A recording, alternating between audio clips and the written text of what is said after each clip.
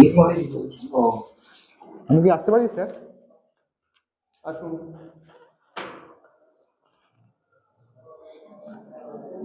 নমস্কার স্যার। বসুন। কি নাম? তর্পণ নাইয়া। নিজের নাম সম্পর্কে কিছু ধারণা দিন তো। আমার নামের অর্থ সংস্কৃত তৃপ শব্দ থেকে এসেছে। তৃপ বলতে তৃপ্ত হওয়া। পূর্বপুরুষদের উদ্দেশ্যে জল নিবেদন করে তাদেরকে শ্রদ্ধা জ্ঞাপন করার অর্থই হচ্ছে তর্পণ। আচ্ছা, কোন সাবজেক্ট নিয়ে গ্র্যাজুয়েশন করেছিলেন? আমি এইচএস পাস। HS pass. এই যে কি সাবজেক্ট ছিল? আমার ছিল পল সায়েন্স ছিল, হিস্ট্রি ছিল, এডুকেশন ছিল। আচ্ছা, পলিটিক্যাল সায়েন্স ছিল। ভারতবর্ষের সাংবিধানিক প্রধান কাকে বলা হয়? রাষ্ট্রপতিকে বলা হয়। রাষ্ট্রপতি। আচ্ছা, এই ভারতবর্ষের রাষ্ট্রপতি আর মার্কিন যুক্তরাষ্ট্রের রাষ্ট্রপতি বেশি ক্ষমতাশালী কাকে বলে তুমি মনে করো? আমার তো মনে হয় দুজনের একই রকম পাওয়ার। ক্ষমতা।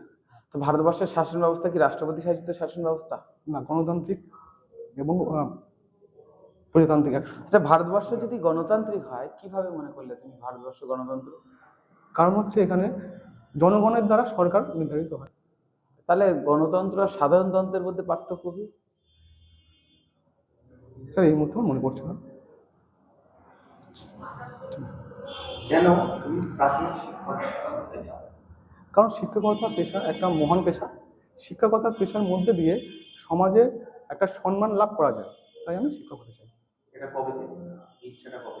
এই ইচ্ছাটা আমি অনুপ্রাণিত হয়েছি আমার দাদুর থেকে, কারণ আমার দাদু একজন প্রাইমারি স্কুলের শিক্ষক ছিলেন, ওনার থেকে আমি অনুপ্রাণিত হয়েছি। শিক্ষক হওয়ার পরে শিক্ষা ব্যবস্থা সম্পর্কে তোমার যে দিকগুলো তুমি মনে করো যে এই দিকগুলো দুর্বল বা এগুলো ঠিক নয়, সেগুলো কি? মনে করো শিক্ষা ব্যবস্থায় এমন অনেক দিক থাকে যেগুলো ভালো লাগে সবার, কিন্তু এমন কিছু দিক আছে যেগুলো মনে হয় যে না, এগুলো আরো উন্নত করার দরকার, সেগুলো কি? দেখুন স্যার, এখনকার যে নিউ এডুকেশন পলিসি অনুযায়ী সমস্ত দিক বিজ্ঞানসম্মত হিসাবে লিপিবদ্ধ করা হয়েছে। সেহেতু আমার যতদূর মনে হয় যে শিক্ষা ব্যবস্থার এখন যা পরিস্থিতি ঠিকঠাকই আছে। যদি কিছু চেঞ্জ করার হয়, যারা নীতি নির্ধারণ করেছে তারাই ঠিক করবেন যে চেঞ্জ করা হবে। সর্বশিক্ষা অভিযান কবে চালু হয়? সর্বশিক্ষা অভিযান চালু হয় 2005 সালে। 2005 সাল শিওর? সরি স্যার, এই অপারেশন ব্ল্যাকবোর্ড মনে পড়ছে না এই মুহূর্তে।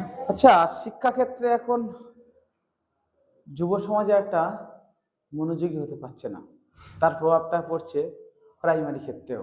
শিশুরা স্কুলমুখী হচ্ছে না। তুমি একজন শিক্ষক হিসাবে প্রাইমারিতে জয়েন করার পর যে গ্রামে যদি পোস্টিং হয়, গ্রামের যে সকল না খেতে পাওয়া মানুষ আছে সেই ধরনের পরিবার থেকে যে শিশুদের কিভাবে স্কুলমুখী করতে চাইবে? হ্যাঁ স্যার, আমি হচ্ছে সরকার নির্ধারিত যেসব প্রকল্পগুলো আছে সেই সব প্রকল্প নিয়ে অভিভাবকদের সঙ্গে কথা বলবো এবং তাদেরকে বোঝাবো যে স্কুলে গেলে প্রাইমারি যে আমরা যে সরকারি যে প্রাইমারি স্কুল আছে সেখানে গেলে তারা ফ্রিতে অনেক কিছু বই, খাতা, বই, খাবার দাবার, ড্রেস এসব পাবে।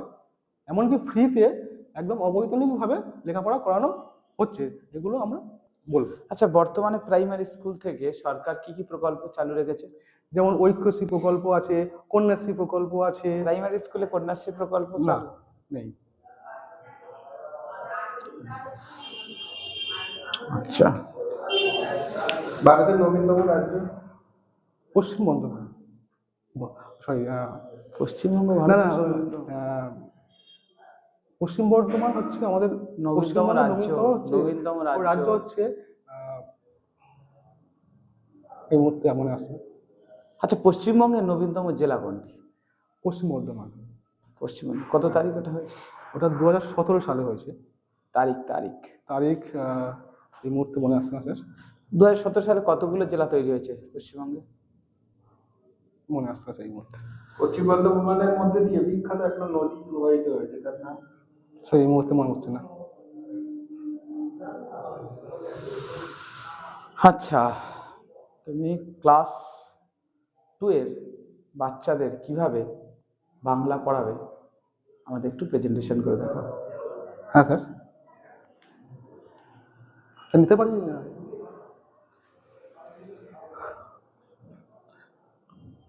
আচ্ছা, এই ক্লাসটিকে আমি একটা ক্লাসরুম ধরতে পারি? Thank you. Good morning students, তোমরা সবাই কেমন আছো? ভালো, আমিও ভালো আছি। আচ্ছা, তোমরা কোন ক্লাসে উঠেছো গো? দ্বিতীয় শ্রেণীতে। বাবা, বেশ বেশ। আজকে তারিখ কত কেউ বলতে পারবে? হ্যাঁ, আজকের তারিখ 21 তারিখ, 21/12/2025। আচ্ছা, তোমরা সবাই ফল খেতে ভালোবাসো তো? হ্যাঁ, বেশ বেশ। ও, তুমি কি ফল খেতে ভালোবাসো? আম।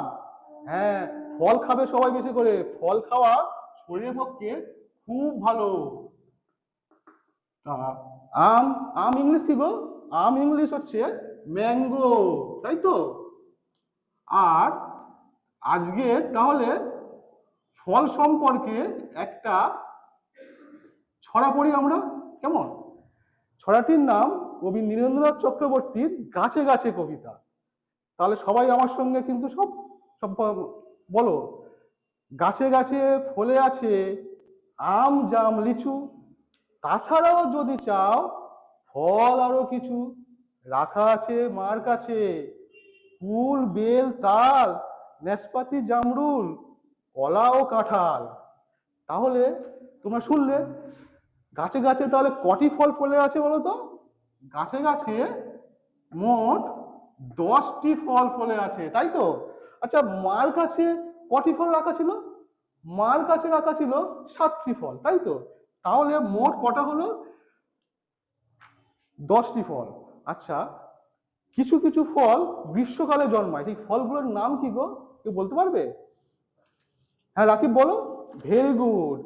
আম, জাম, তাই তো? আম, জাম, আর কি আর কি বললে? হ্যাঁ কুনাল, কি বললে?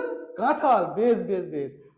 আচ্ছা, আমের রং কিরকম হয়? কাঁচা আমের রং কেউ বলো তো? কাঁচা আমের রং, হ্যাঁ ঠিক বলেছো, সবুজ হয়। সবুজ ইংলিশ কি গো? গ্রিন, তাই তো? সবুজ ইংলিশ কি? গ্রিন, তাই তো? আর পাকা আম দেখতে কেমন? লাল হয়। লাল ইংলিশ তো রেড। বেশ বেশ। আচ্ছা, এই কবিতার মধ্যে না একটা এমন একটা ফল আছে, সেই ফলের নাম অনুসারে একটা ফুল আছে, তার নাম কি? সঞ্জীব বলো তো। বেল, ভেরি গুড, বেল ফুল। বেল গাছ, বেল গাছে হয় খুব সুন্দর গন্ধ। আচ্ছা, বেল ফুলের রং কিরকম হয়? সাদা। ভেরি গুড, ভেরি গুড, ঠিক বলেছো তুমি। বেশ বেশ। সবাই কিন্তু বেল খাবে, কিন্তু বেলের শরবত খেলে শরীর স্বাস্থ্য ভালো থাকে, কেমন? তাহলে আজকের এই পর্যন্ত থাক। পরের দিন আর একটা নতুন বিষয় নিয়ে পড়বো আমরা। সবাই চুপটি করে বসো, পরের ক্লাসে ম্যাডাম আসছে। আর সবাই ভালো থেকো, আগামীকাল আবার দেখা হবে তোমাদের সঙ্গে। Thank you sir. ঠিক আছে, বস।